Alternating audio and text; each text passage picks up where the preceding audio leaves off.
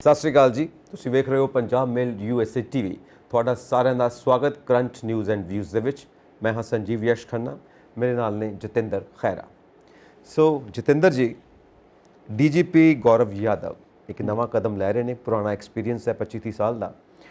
Beat area ਦਿੱਤਾ ਜਾਵੇ, police ਦੀ beat area ਇੱਕ ਬਣਾ ਦਿੱਤਾ ਜਾਵੇ, ਹੈੱਡ ਉਸ ਬੀਟ ਦਾ, ਫਿਰ ਬਾਕੀ ਥਾਂ ਦੇ ਉੱਤੇ ਪੋਸਟਿੰਗ ਕੀਤੀ ਜਾਵੇ ਪੁਲਿਸ ਮੁਲਾਜ਼ਮਾਂ ਦੀ, ਤਾਂ ਜ਼ਿੰਮੇਵਾਰੀ ਵਧੇਗੀ। ਤਾਂ ਇਸ ਦੇ ਨਾਲ ਕੀ ਹੋਏਗਾ ਕਿ ਕਿੱਥੇ ਕੋਈ ਵਾਰਦਾਤ ਹੋਈ ਹੈ ਉਹਦੀ ਰਿਪੋਰਟਿੰਗ ਵੀ ਹੋ ਜਾਏਗੀ। ਤਾਂ ਬੀਟ ਏਰੀਆ ਜਿਵੇਂ ਪੱਤਰਕਾਰਾਂ ਦਾ ਬੀਟ ਏਰੀਆ ਹੁੰਦਾ, ਪੱਤਰਕਾਰਾਂ ਦੇ ਫੀਲਡਸ ਹੁੰਦੇ ਆ, ਉੱਦਾਂ ਹੀ ਇਹਨੂੰ ਬਣਾ ਕੇ ਕਹਿੰਦੇ ਮੈਂ ਪ੍ਰੋਫੈਸ਼ਨਲ ਬਣਤਰ ਦੇਣੀ ਹੈ ਪੁਲਿਸ ਨੂੰ। ਯਾਦਵ ਸਾਹਿਬ ਕੱਲ ਇੱਥੇ ਵੀ ਆਏ ਸੀਗੇ, ਇੱਥੇ ਵੀ ਆਏ ਸੀ।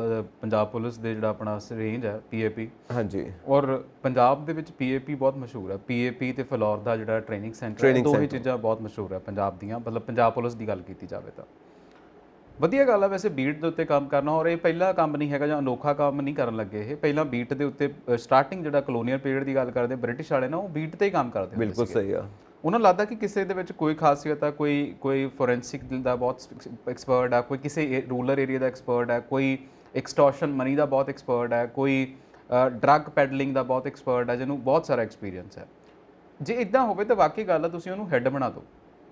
ਕਈ ਵਾਰ ਇਦਾਂ ਵੀ ਹੁੰਦਾ ਨਾ ਕਿ ਕਿਸੇ ਇੱਕ ਸਪੈਸ਼ਲ ਬੀਟ ਦੇ ਉੱਤੇ ਨਾ ਬੜਾ ਕੋਈ ਜਿਹੜਾ ਇੱਕ ਬੰਦਾ ਕੰਮ ਕਰਦਾ ਹੁੰਦਾ। ਜਿਵੇਂ ਹੁਣ ਤੁਸੀਂ ਰਿਪੋਰਟਰਾਂ ਦੀ ਗੱਲ ਕੀਤੀ ਆ, ਤੇ ਕ੍ਰਾਈਮ ਜੇ ਆਪਾਂ ਕਿਸੇ ਨੂੰ ਦਿੰਦੇ ਆ ਤਾਂ ਉਹਨੂੰ ਪਤਾ ਹੁੰਦਾ ਕਿ ਆਹ ਕ੍ਰਾਈਮ ਇੱਥੋਂ ਹੋਇਆ, ਇੱਦਾਂ ਹੋਇਆ। ਅੱਧਾ ਘਰ 'ਚ ਕੋਈ ਬਿਮਾਰ ਹੋਵੇ ਤਾਂ ਅਸੀਂ ਉਹਨੂੰ 2 ਸਾਲ ਬਿਮਾਰ ਰਹੇ, ਜਾਂ ਹੁਣ ਬਜ਼ੁਰਗ ਸਾਡੇ ਹੁੰਦੇ ਆ ਤਾਂ ਸਾਨੂੰ ਡਾਕਟਰ ਕਹਿੰਦੇ ਨਾ ਵੀ ਆਹ ਦਵਾਈ ਇਸ ਸਮੇਂ ਦੇਣੀ ਆ, ਇਸ ਕਰਕੇ ਉਹ ਅੱਧਾ ਕੁ ਡਾਕਟਰ ਬਣ ਜਾਂਦਾ ਹੁੰਦਾ, ਆਪੇ ਬਣ ਜਾਂਦਾ। ਇੱਦਾਂ ਹੀ ਹੁਣ ਜੇ ਤੁਸੀਂ ਕ੍ਰਾਈਮ ਸੋਲਵ ਕਰਦੇ ਆ, ਕ੍ਰਾਈਮ ਦੇ ਉੱਤੇ ਤੁਹਾਡੀ ਬੀਟ ਹੈਗੀ ਆ, ਤਾਂ ਤੁਸੀਂ ਫਿਰ ਅੱਧੇ ਇੱਕ ਕ੍ਰਾਈਮ ਨੂੰ ਸਮਝਣਾ ਸ਼ੁਰੂ ਕਰ ਲੈਂਦੇ ਆ ਵੀ ਇਹ ਕ੍ਰਾਈਮ ਵਰਤਾਰਾ ਕੀ ਆ ਕ੍ਰਾਈਮ ਹੋਣ ਦਾ। ਜੇ ਪਰਟੀਕੂਲਰ ਪੰਜਾਬ ਦੇ ਰੀਜਨ ਦੀ ਗੱਲ ਕਰੀਏ ਤਾਂ ਦੁਆਬੇ 'ਚ ਕਿੱਦਾਂ ਦਾ ਕ੍ਰਾਈਮ ਹੁੰਦਾ ਆ, ਮਾਲਵੇ 'ਚ ਲੋਕੀ ਕਿੱਦਾਂ ਦਾ ਕ੍ਰਾਈਮ ਕਰਦੇ ਆ, ਚੰਡੀਗੜ੍ਹ ਦੀ ਗੱਲ ਕਰੀਏ ਤਾਂ ਉੱਥੇ ਮਤਲਬ ਮੁਹਾਲੀ ਕਿਵੇਂ ਦਾ ਕ੍ਰਾਈਮ ਹੁੰਦਾ।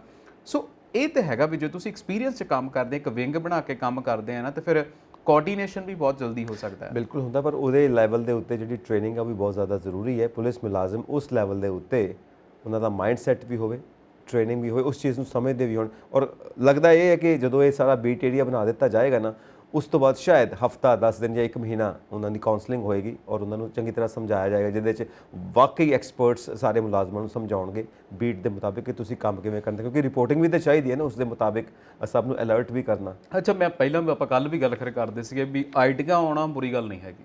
ਜੇ ਤੁਸੀਂ ਆਈਡੀਆ ਨੂੰ ਕਨਸੀਵ ਕਰ ਲਿਆ ਤੇ ਜੇ ਤੁਸੀਂ ਉਹਨੂੰ ਪਾਲਦੇ ਨਹੀਂ ਹੈਗੇ, ਜਨਮ ਨਹੀਂ ਨਾ ਦਿੰਦੇ ਹੈਗੇ, ਤੇ ਜਨਮ ਦੇ ਕੇ ਉਸ ਤੋਂ ਬਾਅਦ ਉਹਨੂੰ ਵੱਡਾ ਨਹੀਂ ਕਰਦੇ, ਤਾਂ ਫਿਰ ਉਹ ਆਈਡੀਆ ਦਾ ਕੋਈ ਫਰਕ ਨਹੀਂ ਪੈਂਦਾ ਹੈਗਾ। ਹੁਣ ਇਹਨਾਂ ਵਿੰਗਾਂ ਦੇ ਵਿੱਚ ਬਹੁਤ ਸਾਰੇ ਆਈਡੀਆ, ਬੜੇ ਚੰਗੇ ਆਈਡੀਆਜ਼ ਆਉਂਦੇ ਨੇ। ਇਹ ਪੰਜਾਬੀ ਉਹੀ ਬ੍ਰੇਨਸ ਨੇ ਜਿਹੜੇ ਕੈਨੇਡਾ ਅਮਰੀਕਾ ਜਾ ਕੇ, ਜਿਨ੍ਹਾਂ ਦੇ ਨਿਆਣੇ ਜਿਹੜੇ ਨੇ ਉਹ ਕਈ ਨਾਸਾ 'ਚ ਵੀ ਸਾਨੂੰ ਵੇਖਣ ਨੂੰ ਮਿਲਦੇ ਨੇ। ਕਈ ਇੱਦਾਂ ਦੇ ਬ੍ਰੇਨ ਹੁੰਦੇ ਜਿਹੜੇ ਅਟਾਰਨੀ ਬੜੇ ਤਕੜੇ ਹੁੰਦੇ ਨੇ ਉੱਥੋਂ ਦੀ ਗਵਰਨਮੈਂਟ ਨੂੰ ਬਹੁਤ ਸਰਵ ਕਰਦੇ ਨੇ। ਕੈਨੇਡਾ ਦੇ ਵਿੱਚ, ਅਮਰੀਕਾ ਦੇ ਵਿੱਚ, ਇੰਗਲੈਂਡ ਦੇ ਵਿੱਚ ਇੱਦਾਂ ਦੇ ਲੋਕ ਬਥੇਰੇ ਹੁੰਦੇ ਨੇ। ਪਰ ਇੱਥੇ ਪਤਾ ਪੰਜਾਬ ਪੁਲਿਸ ਜੰਗ ਲਗਾ ਦਿੰਦੀ ਆ।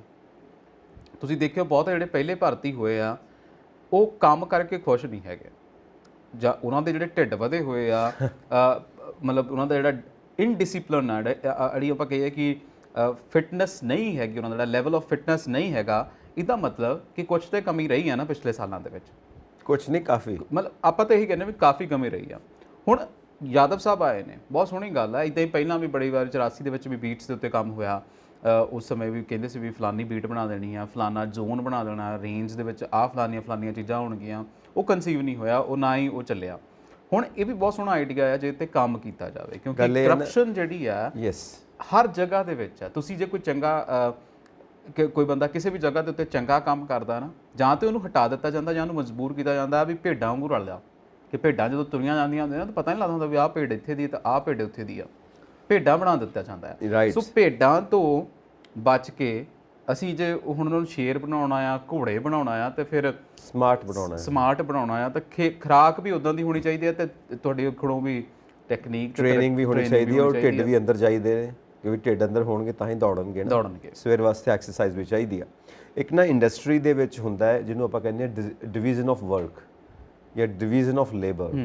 ਉਹਦੇ 'ਚ ਕੀ ਹੈ ਕਿ ਕਈ ਇੱਦਾਂ ਦੀਆਂ ਇੰਡਸਟਰੀਜ਼ ਨੇ ਜਿਵੇਂ ਟਰੱਕ ਦਾ ਸਮਾਨ ਬਣਾਉਂਦੀਆਂ ਨੇ ਜੀ, ਉਹ ਇੱਦਾਂ ਡਿਵਾਈਡ ਕੀਤਾ ਕਿ ਛੋਟੇ ਪੇਚ ਬਣਦੇ ਪਏ ਨੇ, ਇੱਕ ਪਾਸੇ ਵੱਡੇ ਪੇਚ ਬਣਦੇ ਪਏ ਨੇ, ਇੱਕ ਪਾਸੇ ਕੋਈ ਹੋਰ ਪੁਰਜ਼ੇ ਬਣਦੇ ਪਏ ਨੇ।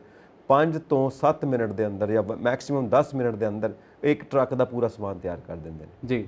ਇੰਨਾ ਡਿਵੀਜ਼ਨ ਹੈ। ਸੋ ਇਹ ਬੇਸਿਕਲੀ ਡਿਵੀਜ਼ਨ ਆਫ ਲੇਬਰ ਹੀ ਆ। ਜਿਹੜਾ ਡਿਵਾਈਡ ਕਰਨਾ ਤੁਸੀਂ ਏਰੀਆਜ਼ ਨੂੰ, ਔਰ ਉਹਦੇ ਮੁਤਾਬਿਕ ਤੁਸੀਂ ਬੀਟ ਏਰੀਆ ਦੇਣਾ, ਉਹਦੇ ਮੁਤਾਬਿਕ ਕਿੱਥੇ ਕਿੰਨੇ ਮੁਲਾਜ਼ਮ ਹੋਣਗੇ, ਸੈਂਸਿਟਿਵ ਏਰੀਆ ਹੈ, ਡਿਫਿਕਲਟ ਏਰੀਆ ਹੈ ਜਾਂ ਸਮੂਥ ਏਰੀਆ ਹੈ, ਸੌਖਾ ਏਰੀਆ, ਉਹਦੇ ਮੁਤਾਬਿਕ ਕਿੰਨੇ ਮੁਲਾਜ਼ਮ ਹੋਣਗੇ। ਕਿਤੇ ਧਾਰਮਿਕ ਸੰਸਥਾਵਾਂ ਜ਼ਿਆਦਾ ਨੇ, ਉੱਥੇ ਜਦੋਂ ਕੋਈ ਧਾਰਮਿਕ ਸਮਾਗਮ ਹੋਣਗੇ ਉਹ ਸੈਂਸਿਟਿਵ ਏਰੀਆ ਹੋ ਜਾਏਗਾ, ਉੱਥੇ ਕਿੱਦਾਂ ਰਹੇਗਾ। ਜਾਂ ਕਈ ਏਰੀਆਜ਼ ਹੁੰਦੇ ਨੇ ਜਾਂ ਵਾਕਈ ਸੈਂਸਿਟਿਵ ਹੁੰਦੇ ਨੇ, ਉੱਥੇ ਪਬਲਿਕ ਕੁਝ ਇਸ ਤਰ੍ਹਾਂ ਦੇ ਸੁਭਾਅ ਵਾਲੇ ਲੋਕ ਰਹਿੰਦੇ ਹੁੰਦੇ ਨੇ। ਉਹ ਵੀ ਸਾਰੀਆਂ ਪੁਰਾਣੀਆਂ ਰਿਪੋਰਟਾਂ, ਪੁਰਾਣੇ ਰਿਕਾਰਡਸ ਤੋਂ ਸਭ ਤੈਅ ਹੋ ਜਾਂਦਾ। ਸੋ ਏਰੀਆ ਵਾਈਜ਼ ਉਹਨਾਂ ਨੂੰ A category, B category, C category ਕਿ ਕਿੱਥੇ ਕਿੰਨਾ ਜ਼ਿਆਦਾ ਡਿਪਲੋਇਮੈਂਟ ਚਾਹੀਦੀ ਆ, ਉਹ ਵੀ ਸਾਰਾ ਉਹਨਾਂ ਨੂੰ ਦੇਖਣਾ ਪਏਗਾ। ਅੱਛਾ, ਤੁਸੀਂ ਕਹਿੰਦੇ ਹੋ ਢਿੱਡ ਨਿਕਲ ਗਏ ਹੈ ਨਾ, ਪਤਾ ਗੱਲ ਕੀ ਆ, ਸਟਾਈਲ ਆਫ ਵਰਕਿੰਗ ਹੈ ਨਹੀਂ ਆ। ਜੇ ਕੋਈ ਨਾਕੇ ਤੇ ਖੜਾ ਤੇ ਉਹ 13 13, 14 14, 16 16, 24 24 ਘੰਟੇ ਦੀ ਡਿਊਟੀ ਕਰਦਾ।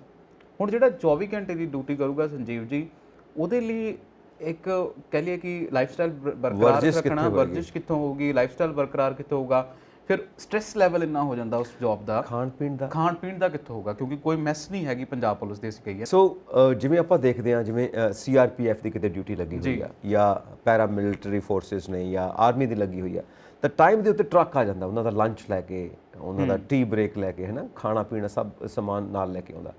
ਪੁਲਿਸ ਵਾਲੇ 24 ਘੰਟੇ ਡਿਊਟੀ ਤੇ, ਉਹਨਾਂ ਦੇ ਵਾਸਤੇ ਕੋਈ ਖਾਣਾ ਨਹੀਂ ਆਉਂਦਾ, ਕੱਖ ਨਹੀਂ ਆਉਂਦਾ। ਅੱਛਾ, ਪਿੱਛੇ ਜੇ ਰੌਲਾ ਵੀ ਪਿਆ ਸੀ, ਕਿਤੇ ਢਾਬੇ ਤੇ ਚਾਹ ਪੀ ਕੇ ਦੁਪਹਿਰਾ ਕੱਟ ਲਿਆ ਜੀ, ਕਿ ਤੂੰ ਇੱਥੋਂ ਰਸ ਖਾ ਲਿਆ ਜੀ, ਦੱਸੋ ਇਹ ਡਾਈਟ ਹੈ?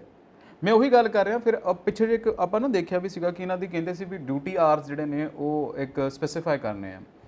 ਡਿਊਟੀ ਆਵਰਸ ਸਪੈਸੀਫਾਈ ਕਰਨੇ ਬਹੁਤ ਜ਼ਰੂਰੀ ਆ। ਹਰ ਕਿਸੇ ਦੀ ਪਰਸਨਲ ਲਾਈਫ ਹੈ, ਜੇ ਉਹ ਕਿਸੇ ਪ੍ਰੋਫੈਸ਼ਨ ਦੇ ਵਿੱਚ ਆ, ਤੁਸੀਂ ਇੱਦਾਂ ਵੀ ਕਰ ਸਕਦੇ ਹੋ ਕਿ ਨੋ ਡਾਊਟ ਚਲੋ 6 ਮਹੀਨੇ ਦੀ ਉਹਨੂੰ ਡਿਊਟੀ ਦਿਓ, 6 ਮਹੀਨੇ ਬਾਅਦ ਉਹ ਆਪਣੇ ਘਰ ਚਲੇ ਜਾਵੇ, ਕਿਉਂਕਿ ਅਸੀਂ ਕਹਿਰ ਇੱਦਾਂ ਵੀ ਹੁੰਦਾ 3 ਮਹੀਨੇ ਦੀ ਡਿਊਟੀ ਦਿਓ, 3 ਮਹੀਨੇ ਬਾਅਦ ਉਹ ਘਰ ਚਲੇ ਜਾਵੇ। ਪਰ ਇੱਕ ਬ੍ਰੇਕ ਆਫ ਦਾ ਜਿਹੜੀ ਅਸੀਂ ਕਹਿੰਦੇ ਹਾਂ ਕਿ ਮੋਨੋਟਨੀ ਆ ਜਿਹੜੀ, ਉਹਦੀ ਇੱਕ ਬ੍ਰੇਕ ਹੋਣੀ ਬਹੁਤ ਜ਼ਿਆਦਾ ਜ਼ਰੂਰੀ ਹੈ, ਨਹੀਂ ਤਾਂ ਬਹੁਤ ਸਟ੍ਰੈਸ 'ਚ ਹੋ ਜਾਂਦੇ ਆ। ਹੁਣ ਤੁਸੀਂ ਕਹਿੰਦੇ ਹੋ ਕਿ ਵਾਕਈ ਉਹ ਕਦੀ ਕਿਸੇ ਢਾਬੇ ਤੋਂ ਚਾਹ ਪੀ ਲੈਂਦੇ ਆ, ਕਦੀ ਕਿਸੇ ਤੋਂ ਰਸ ਖਾ ਲੈਂਦੇ ਆ। ਸ਼ੁਰੂ ਦੇ ਵਿੱਚ ਤੇ ਚਲੋ ਤਨਖਾਹਾਂ ਵੀ ਇੰਨੀਆਂ ਨਹੀਂ ਸੀ, ਘਰ ਵੀ ਚਲਾਉਣੇ ਹੁੰਦੇ ਸੀ, ਤਾਂ ਉਹ ਫ੍ਰੀ ਦੇ ਵਿੱਚ ਖਾਂਦੇ ਸੀਗੇ। ਉਹ ਕਹਿੰਦੇ ਜਾਣਦਾ ਨਹੀਂ ਮੈਂ ਪੰਜਾਬ ਪੁਲਿਸ ਤੋਂ ਆ। ਕਸੂਰ ਕਿਤੇ ਨਾ ਕਿਤੇ ਅਸੀਂ ਕਹਿ ਲਈਏ ਕਿ ਗਵਰਨਮੈਂਟ ਦੇ ਸਟ੍ਰੈਟਜੀ ਦਾ ਤੇ ਸਟੇਟਸ ਦਾ ਆ। ਪਰ ਹੁਣ ਚੀਜ਼ਾਂ ਸੁਧਾਰੀਆਂ ਜਾ ਸਕਦੀਆਂ ਕਿਉਂਕਿ ਨਵੇਂ ਮੁੰਡੇ ਆ ਗਏ ਨੇ। ਨਵੇਂ ਮੁੰਡੇ ਬਿਲਕੁਲ ਤੁਸੀਂ ਦੇਖੋ, ਜੋ ਉਹਨਾਂ ਦੇ ਨਾਲ ਗੱਲ ਵੀ ਕਰ, ਸਾਨੂੰ ਕਿਤੇ ਰੋਕਿਆ ਵੀ ਜਾਂਦਾ ਤੇ ਬੜੀ ਤਲੀਮ ਦੇ ਨਾਲ ਬੋਲਦੇ ਆ। ਜਦ ਕਿ ਹਾਲੇ ਵੀ ਬਹੁਤ ਸਾਰੇ ਇਦਾਂ ਦੇ ਵੀ ਹੈਗੇ ਜਿਨ੍ਹਾਂ ਦਾ ਕੋਡ ਆਫ ਕੰਡਕਟ ਵੀ ਨਹੀਂ ਸੋਹਣਾ ਹੈਗਾ। ਗਵਰਨਮੈਂਟ ਨੂੰ ਚਾਹੀਦਾ ਕਿ ਇਹਨਾਂ ਨੂੰ proper time to time briefing, training ਦਿੱਤੀ ਜਾਵੇ, ਕਿਉਂਕਿ ਦੇਖੋ ਜਿਹੜੇ ਪੁਰਾਣੇ ਕੇਰ ਹੁੰਦੇ ਉਹ ਆਪਦੀ ਗਨ ਸਾਫ਼ ਕਰਦੇ ਗਨ ਗੋਲੀ ਖਾ ਬੈਠਦੇ ਤੇ ਉਹ ਐਂ ਹੋ ਜਾਂਦੇ ਆ। ਜਿੱਥੇ ਗਨ ਚੱਲਦੀ, ਕਿਤੇ ਗਨ ਚੱਲਦੀ ਨਹੀਂ ਕਿਉਂਕਿ ਜੰਗ ਲੱਗੀ ਹੁੰਦੀ ਹੈ। ਇਹਨਾਂ ਦੀ ਆਰਟਲਰੀ, ਇਹਨਾਂ ਦੇ ਵੈਪਨਸ ਜਿਹੜੇ ਨੇ ਟਾਈਮ ਟੂ ਟਾਈਮ ਚੈੱਕ ਹੋਵੇ, ਇਹਨਾਂ ਨੂੰ ਅਪਡੇਸ਼ਨਸ ਹੋਣ, ਇਹ ਬਹੁਤ ਜ਼ਰੂਰੀ ਚੀਜ਼ ਹੈ। ਯਾਦਵ ਸਾਹਿਬ ਨੂੰ, ਗੌਰਵ ਯਾਦਵ ਸਾਹਿਬ ਨੂੰ ਬਹੁਤ ਮਿਹਨਤ ਕਰਨੀ ਪੈਣੀ ਹੈ। ਖੈਰ ਮਿਹਨਤੀ ਤਾਂ ਬਹੁਤ ਨੇ, ਨਵੀਆਂ ਗੱਲਾਂ, ਨਵੇਂ ਆਈਡੀਆਜ਼ ਲੈ ਕੇ ਆਉਂਦੇ ਨੇ। ਔਰ ਇਹ ਜ਼ਰੂਰੀ ਹੈ ਕਿ ਜਿਹੜੀ ਟੀਮ ਸਾਰੀ ਬਣੇ, ਉਹ ਟੀਮ ਉਹਨਾਂ ਦੀ ਗੱਲ ਮੰਨੇ, ਉਹਨਾਂ ਨੂੰ ਪਹਿਲਾਂ ਸਮਝੇ ਤਾਂ ਸਹੀ, ਅੰਡਰਸਟੈਂਡ ਤਾਂ ਕਰੇ ਕਿ ਹੈ ਕੀ ਆ। ਸਭ ਤੋਂ ਪਹਿਲੀ ਗੱਲ ਫਿਟਨੈਸ, ਉਹਦੇ ਵਾਸਤੇ ਡਾਈਟ ਵੀ ਚਾਹੀਦੀ ਆ ਔਰ ਉਹਦੇ ਵਾਸਤੇ ਵਰਜਿਸ਼ ਵੀ ਚਾਹੀਦੀ ਹੈ। ਜਿਵੇਂ ਆਰਮੀ ਵਾਲਿਆਂ ਦੀ ਸਵੇਰੇ ਪਰੇਡ ਹੁੰਦੀ, ਰੋਜ਼ ਹੁੰਦੀ ਆ, ਔਰ ਰੈਸਟ ਵੀ ਚਾਹੀਦਾ ਔਰ ਨਾਲ ਉਹਨਾਂ ਦੀ ਫੈਮਿਲੀ ਲਾਈਫ ਦੇ ਵਿੱਚ ਸੈਟੀਸਫੈਕਸ਼ਨ ਵੀ ਚਾਹੀਦੀ ਹੈ। ਜਿਹੜਾ ਬੰਦਾ ਘਰੋਂ ਖੁਸ਼ ਨਹੀਂ ਨਾ ਹੈਗਾ, ਉਹ ਡਿਊਟੀ ਵਧੀਆ ਤਰੀਕੇ ਨਾਲ ਨਹੀਂ ਕਰ ਸਕਦਾ। ਜਦੋਂ ਘਰੋਂ ਭਰਪੂਰ ਪਿਆਰ ਮਿਲਦਾ ਹੈ ਬੱਚਿਆਂ ਦਾ, ਪਰਿਵਾਰ ਦੇ ਸਾਰੇ ਮੈਂਬਰਸ ਦਾ, ਉਹ ਸੈਟੀਸਫਾਈ ਹੈ, ਸੰਤੁਸ਼ਟ ਹੈ ਘਰੋਂ, ਤਾਂ ਉਹ ਬਾਹਰ ਆ ਕੇ ਡਿਊਟੀ ਬੜੇ ਖਿੜੇ ਮੱਥੇ ਕਰੇਗਾ। ਉਹ ਘਰੋਂ ਵੀ ਪਰੇਸ਼ਾਨ, 36 ਪਰੇਸ਼ਾਨੀਆਂ, ਉਧਰੋਂ ਡਿਊਟੀ ਦਾ ਪ੍ਰੈਸ਼ਰ, ਆਫਿਸਰਸ ਵੱਲੋਂ ਵੀ ਕਈ ਵਾਰ ਬਦਕਲਾਮੀ ਹੁੰਦੀ ਹੈ। ਆਫਿਸਰਸ ਕਿਹੜਾ ਘੱਟ ਨੇ, ਉਹ ਵੀ ਕਈ ਵਾਰ ਆਪਣੇ ਜੂਨੀਅਰਸ ਦੇ ਨਾਲ ਬੜੇ ਮਤਲਬ, ਔਰ ਪੰਜਾਬ ਪੁਲਿਸ ਤੇ ਇਸ ਗੱਲ ਮਸ਼ਹੂਰ ਆ, ਠਾਠ ਤਰੀਕੇ ਨਾਲ ਗੱਲ ਕਰਦੇ ਨੇ। ਉਹ ਵਿਚਾਰਾ ਉਂਝ ਹੀ ਮਸੋਸਿਆ ਜਾ ਰਹਿੰਦਾ। ਫਿਰ ਉਹ ਸਾਰੀ ਭੜਾਸ ਨਿਕਲਦੀ ਹੈ ਪਬਲਿਕ ਦੇ ਉੱਤੇ। ਜਿਹੜਾ ਉਹਦੇ ਹੱਥੇ ਚੜ੍ਹ ਗਿਆ ਪਬਲਿਕ ਮੈਨ, ਬਸ ਉਹਦੀ ਖੈਰ ਨਹੀਂ, ਉਹ ਵੀ ਗਲਤ ਭਾਸ਼ਾ ਦਾ ਇਸਤੇਮਾਲ। ਸੋ ਇਹ ਸਾਰਾ ਜਿਹੜਾ ਸਟ੍ਰੈਸ ਲੈਵਲ ਆ ਪੁਲਿਸ ਡਿਪਾਰਟਮੈਂਟ ਦੇ ਉੱਤੇ, ਪੁਲਿਸ ਦੇ ਮੁਲਾਜ਼ਮਾਂ ਦੇ ਉੱਤੇ, ਇਸ ਸਟ੍ਰੈਸ ਲੈਵਲ ਨੂੰ ਘਟਾਉਣਾ ਚਾਹੀਦਾ ਹੈ। ਖਾਸ ਕਰਕੇ ਜਦੋਂ ਡਿਊਟੀਜ਼ ਤੇ ਹੋਣ ਨਾ, ਉਹਨਾਂ ਦੇ ਖਾਣੇ ਦਾ ਜ਼ਰੂਰ ਪ੍ਰਬੰਧ ਹੋਣਾ ਚਾਹੀਦਾ ਹੈ ਡਿਪਾਰਟਮੈਂਟ ਵੱਲੋਂ। ਜੀ, ਬਹੁਤ ਵੱਡੀ ਗੱਲ ਹੈ। ਚਲੋ ਆਪਾਂ ਹੁਣ ਅੱਗੇ ਵਧਦੇ ਹਾਂ, ਕਿਉਂਕਿ ਬਹੁਤ ਅੱਗੇ ਵਧਦੇ ਹਾਂ ਜੀ ਬਿਲਕੁਲ, ਕਾਫੀ ਆਪਾਂ ਤਾਂ ਬਿਲਕੁਲ ਹੀ ਸੁਧਾਰ ਕਰਨ ਬੈਠ ਗਏ। ਸੁਧਾਰ ਕੇ ਜਾਣਾ ਮੈਨੂੰ ਲੱਗਦਾ ਆਪਾਂ ਵਿੱਚੋਂ ਅੱਗੇ ਹੁਣ ਗੌਰਵ ਯਾਦਵ ਸਾਹਿਬ ਤੋਂ ਵੀ ਅੱਗੇ ਨਿਕਲ ਗਏ ਆ।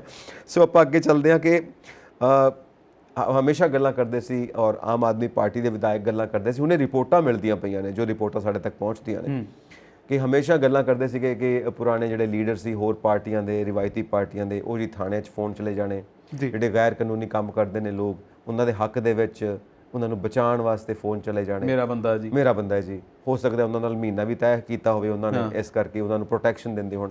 ਇਹ ਵੀ ਸਾਰੀਆਂ ਗੱਲਾਂ ਹੁੰਦੀਆਂ ਸੀ। ਹੁਣ ਆਮ ਆਦਮੀ ਪਾਰਟੀ ਦੇ ਜਿਹੜੇ ਕਈ ਵਰਕਰਸ ਹੈਗੇ ਨੇ ਜਾਂ ਕਈ ਉਹਦੇ ਕਾਰਕੁਨ ਜਿਹੜੇ ਜੁੜੇ ਹੋਏ ਨੇ ਆਮ ਆਦਮੀ ਪਾਰਟੀ ਦੇ ਨਾਲ, ਉਹਨਾਂ ਦਾ ਵੀ ਕਹਿੰਦੇ ਨੇ ਕਿ ਥਾਣਿਆਂ ਦੇ ਵਿੱਚ ਜਾ ਕੇ ਸੁਲ੍ਹਾ ਕਰਾਉਣਾ, ਔਰ ਜਾ ਕੇ ਆਰਾਮ ਨਾਲ ਠਾਠ ਨਾਲ ਕੁਰਸੀ ਤੇ ਬਹਿੰਦੇ ਨੇ, ਸਿੱਧੀ ਗੁਫ਼ਤਗੂ ਕਰਦੇ ਨੇ ਆਫੀਸ਼ੀਅਲਸ ਦੇ ਨਾਲ, ਔਰ ਫੋਨ ਵੀ ਜਾਣ ਲੱਗ ਪਏ ਨੇ ਕਿ ਉਹੀ ਕੰਮ ਸ਼ੁਰੂ ਹੋ ਗਏ ਨੇ। ਪਹਿਲਾਂ ਖੁੱਲ੍ਹੇਆਮ ਹੁੰਦੇ ਸੀ, ਹੁਣ ਪਰਦੇ ਪਿੱਛੇ ਹੁੰਦੇ ਨੇ। ਔਰ ਪਹਿਲਾਂ ਜਦੋਂ ਆਮ ਆਦਮੀ ਪਾਰਟੀ ਆਈ ਹੈ ਉਦੋਂ ਬਹੁਤ ਡਰ ਸੀਗਾ। ਨਵਾਂ ਕਹਿੰਦੇ ਜਦੋਂ ਆਉਂਦਾ ਹੁੰਦਾ ਨਾ ਤੇ ਫਿਰ ਥੋੜਾ ਪਰਹੇਜ਼ ਨਾ ਕਰ ਲੈਂਦਾ। ਹੁਣ ਤਾਂ ਕਹਿੰਦੇ ਹੁਣ ਅੱਧਾ ਸਾਲ ਹੋ ਗਿਆ ਵੀ ਹੁਣ ਇਹ ਕੁਝ ਥੋੜੀ ਕਰਦੇ ਰਹਿਣਾ ਵੀ ਹੁਣ ਫਿਰ ਅਸੀਂ ਕਦੋਂ ਅਫਸਰਸ਼ਾਹੀ ਦਾ ਨਜ਼ਾਰਾ ਲੈਣਾ, ਉਹੀ ਕੰਮ ਆ। ਬਾਕੀ ਰਹੀ ਗੱਲ, ਦੇਖੋ ਐਮਐਲਏਜ਼ ਦਾ ਜਾਂ ਕਿਸੇ ਮਿਨਿਸਟਰ ਦਾ ਗੱਲਬਾਤ ਕਰਨਾ ਕਿਸੇ ਅਫਸਰ ਦੇ ਨਾਲ ਦੋ ਟੋਕ ਬਹੁਤ ਚੰਗੀ ਗੱਲ ਆ, ਕਿਉਂਕਿ ਜਦੋਂ ਅਸੀਂ ਕਿਸੇ ਰੇਂਜ ਦੀ ਗੱਲ ਕਰਦੇ ਹਾਂ, ਕਿਸੇ ਏਰੀਆ ਦੀ ਗੱਲ ਕਰਦੇ ਹਾਂ, ਤੇ ਵਾਕਈ ਉਹ ਮਿਨਿਸਟਰ ਉੱਥੇ ਦੀ ਦੇਖਭਾਲ ਲਈ ਹੁੰਦਾ। ਬਿਲਕੁਲ ਬਿਲਕੁਲ। ਪਰ ਇੱਥੇ ਸਿਸਟਮ ਉਲਟਾ, ਜਿਵੇਂ ਤੁਸੀਂ ਕਹਿੰਦੇ ਹੋ ਕਿ ਹੈ ਨਾ ਵੀ ਮੇਰਾ ਬੰਦਾ ਇਹਨੂੰ ਛੱਡ ਦਿਓ, ਪਤਾ ਨਹੀਂ ਬਹੁਤ ਗਲਤ ਖਾਂ ਦੇ ਉੱਤੇ ਵੀ ਆ। ਬਾਕੀ ਇਹਨੂੰ ਆਪਾਂ ਕਹਿੰਦੇ ਆ ਕਿ ਬੜੀ ਗ੍ਰੇ ਲਾਈਨ ਆ ਇਹਦੇ ਵਿੱਚ। ਇੱਕ ਲਾਈਨ ਹੁੰਦੀ ਨਾ ਵੀ ਜਿਹੜੀ ਨਾ ਪਤਾ ਲੱਗਦਾ ਹੁੰਦਾ ਵੀ ਕਾਲੀ ਆ ਤੇ ਨਾ ਪਤਾ ਲੱਗਦਾ ਹੁੰਦਾ ਚਿੱਟੀ ਆ, ਇਹ ਉਹ ਲਾਈਨ ਆ। ਹੁਣ ਅਗਲਿਆਂ ਤੋਂ ਪੁੱਛੋ ਤੇ ਅਗਲੇ ਕਹਿੰਦੇ ਆ ਜੀ ਵੀ ਮੇਰੇ ਏਰੀਆ ਦਾ ਕੇਸ ਸੀਗਾ, ਦੋ ਧੀਆਂ ਲੜਦੀਆਂ ਸੀ, ਮੈਂ ਚਲਾ ਗਿਆ, ਮੈਂ ਦੋਹਾਂ ਧਿਰਾਂ ਦੇ ਵਿੱਚ ਪੈ ਕੇ ਰਾਜੀਨਾਮਾ ਕਰਾ ਲਿਆ, ਚ ਮਾੜੀ ਗੱਲ ਕੀ ਆ? ਇਹੀ ਹੁੰਦਾ। ਬਿਲਕੁਲ ਹੁੰਦਾ ਨਾ। ਤੇ ਹੁਣ ਆਪਾਂ ਪਾਵਾਂਗੇ ਵੀ ਨਹੀਂ ਜੀ ਫਲਾਣੇ ਦਾ ਇਹਨਾਂ ਨੇ ਪੱਖ ਪੂਰਿਆ ਤੇ ਫਲਾਣੇ ਦਾ ਪੂਰਿਆ ਨਹੀਂ, ਇਹਦਾ ਕੋਈ ਸਬੂਤ ਨਹੀਂ ਸਾਡੇ ਕੋਲੇ ਹੁੰਦਾ।